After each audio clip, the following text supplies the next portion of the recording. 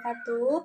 Perkenalkan, nama saya Naila Tesana Aulia dengan NIM 860441171, Prodi Pendidikan Guru Sekolah Dasar. Pada kesempatan kali ini, saya akan menjelaskan secara runtut dan analisis tentang bagaimana filsafat ilmu mengawasi dan memperkuat eksistensi keilmiahan serta nilai-nilai dalam ilmu pendidikan. Selanjutnya, bagaimana pendidikan yang bermakna dan menilai runtut memperkuat perkembangan filsafat ilmu. Yang ketiga, ada mengapa ilmu disebut pisau analisis dalam membedah persoalan pendidikan. Dan yang terakhir, ada contoh konkret penerapan filsafat ilmu dalam praktik pendidikan. Secara sederhana, filsafat ilmu adalah ilmu yang mempelajari hakikat ilmu, dari mana asalnya, bagaimana cara memperolehnya, apa batasannya, dan untuk apa ilmu itu digunakan. Sedangkan pendidikan adalah proses membantu manusia berkembang menjadi lebih baik, berilmu, dan berkarakter. Keduanya memiliki hubungan yang sangat erat dan saling mengisi, ibarat dua sisi mata yang tidak bisa dipisahkan. Berikut ini penjelasan secara rincinya. Yang pertama yaitu bagaimana filsafat ilmu mengawasi dan memperkuat eksistensi keilmiahan serta nilai-nilai dalam ilmu pendidikan. Poin pertama yaitu mengawasi eksistensi ilmu pendidikan. Filsafat ilmu menjawab pertanyaan dasar seperti apakah pendidikan ini benar-benar sebuah ilmu, apakah keberadaannya sah dan dapat dipertanggungjawabkan. Lewat filsafat, kita merumuskan apa itu pendidikan, objek kajiannya atau manusia dan proses pengembangannya, dan apa tujuannya. Hal ini membuat pendidikan berdiri kokoh sebagai satu bidang keilmuan yang sah, bukan sekedar kebiasaan yang sembarangan. Poin kedua, memperkuat sifat keilmiahan. Filsafat ilmu mengajarkan cara berpikir kritis, logis, sistematis, dan rasional. Dalam pendidikan ini diterapkan lewat metode penelitian, cara menyusun kurikulum, hingga cara mengajar. Filsafat memastikan bahwa teori-teori pendidikan yang kita pakai bukan sekedar tebakan atau pendapat pribadi, tapi telah diuji kebenarannya, memiliki dasar yang kuat, dan bisa dipertanggungjawabkan secara akal sehat dan bukti nyata. Poin ketiga, menanamkan nilai-nilai.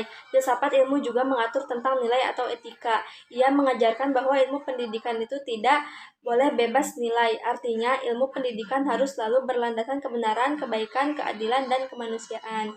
Filsafat memastikan bahwa segala teori atau praktek pendidikan yang dikembangkan tetap menjunjung tinggi harga diri manusia dan tujuan mulia kehidupan.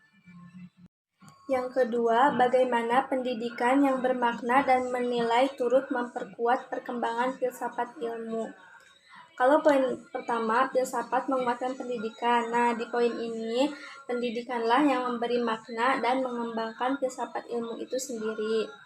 Poin pertama, ada pendidikan tempat sebagai uji nyata. Filsafat ilmu itu berisi gagasan, konsep, dan pemikiran mendalam. Agar pemikiran itu hidup dan berkembang, ia butuh tempat penerapan. Pendidikan adalah laboratorium terbesar bagi filsafat.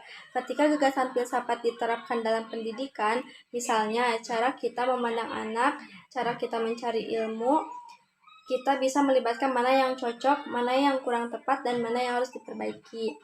Dari pengalaman nyata dunia pendidikan ini, pemikiran filsafat menjadi makin kaya dan berkembang. Yang ketiga, mengapa filsafat ilmu disebut sebagai pisau analisis atau ontologi, epistemologi, aksiologi dalam membedah persoalan pendidikan. Yang pertama yaitu ontologi. Ontologi itu pertanyaan dasarnya, apa itu pendidikan, apa hakikat manusia yang dididik, apa hakikat ilmu itu sendiri.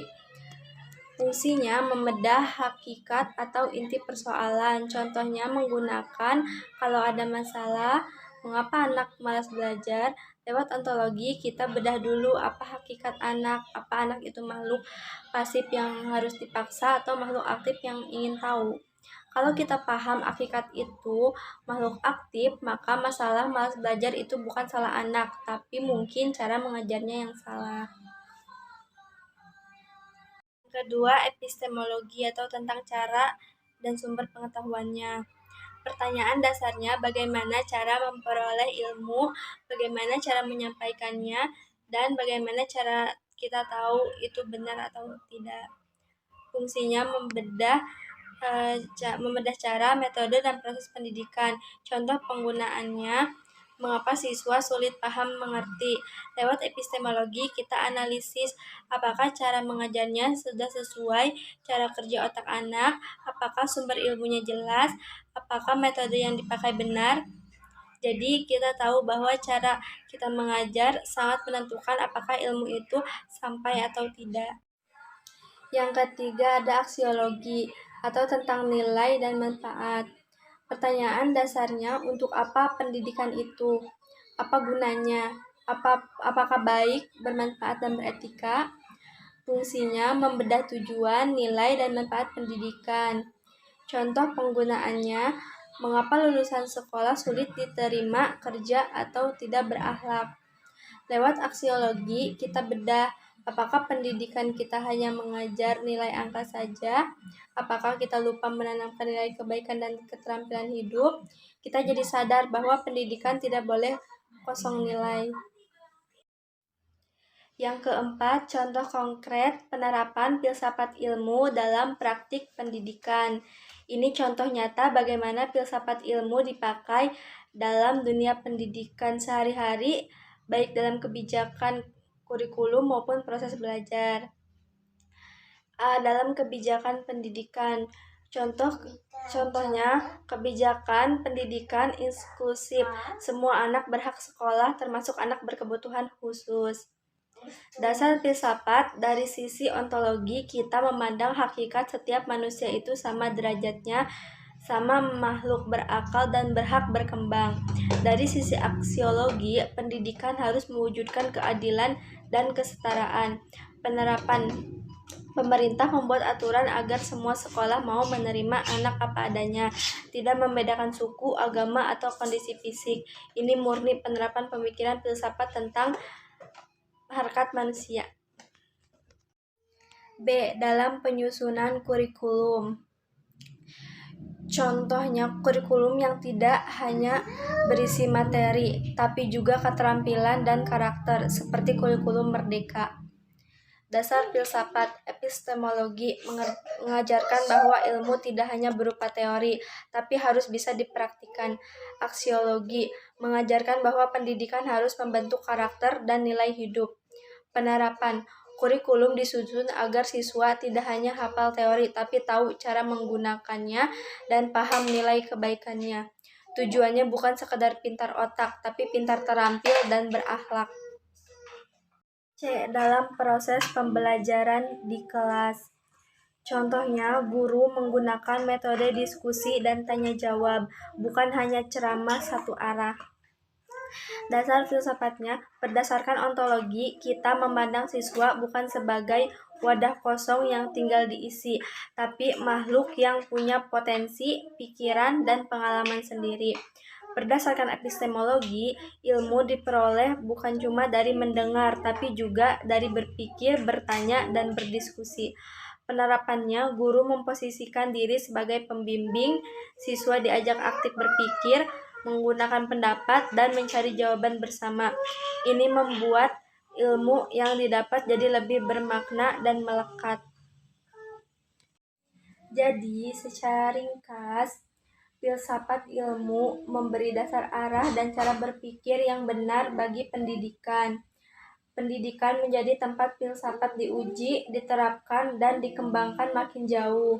Keduanya saling menguatkan, dan dengan pisau analisis filsafat, kita bisa memperbaiki setiap masalah pendidikan demi menciptakan manusia yang cerdas, berakal budi, dan bermanfaat.